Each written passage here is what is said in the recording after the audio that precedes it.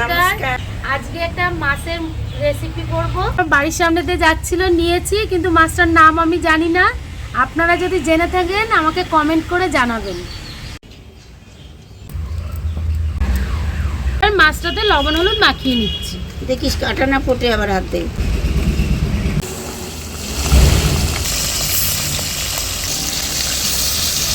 ভাজাও ভালো লাগে, ডালের সাথে ভালো লাগে। আমার তো কাঁচা লঙ্কা দিয়ে একটু নুন কাঁচা লঙ্কা দিয়ে শুকনো গরম গরম ভাত এটাও ভালো লাগে। আর ওই মাছটা ডালের সাথেও খুব সুন্দর লাগে। বেগুনে আমি লবণ হলুদ মাখিয়ে নিচ্ছি।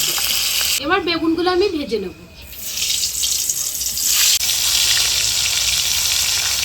বেগুনগুলো আমি দেখুন লাল লাল করে ভেজে নিয়েছি।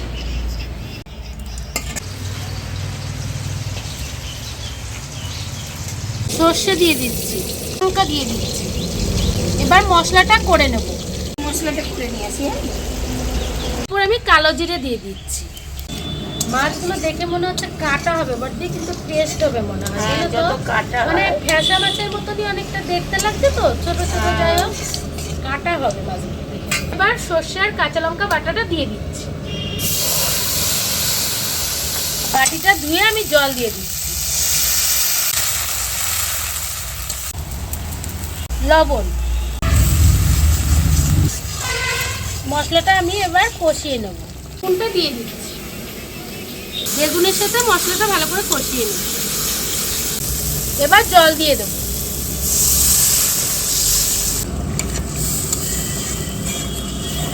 ঝোলটা ফুটে গেছে, এবার আমি মাছ কটা দিয়ে দেব।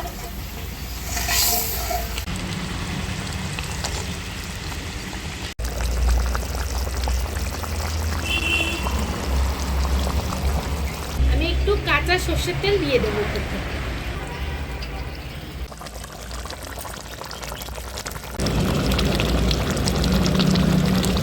ভালো এসছে না সেজে মাছের? হ্যাঁ, কালারটা মানে কাঁচা লঙ্কা, পুরো সম্পূর্ণ কাঁচা লঙ্কারই কালারটা দেখতে ভালো লাগে। এবার মাছটা রান্না হয়ে গেছে, আমি এবার নামিয়ে নেব।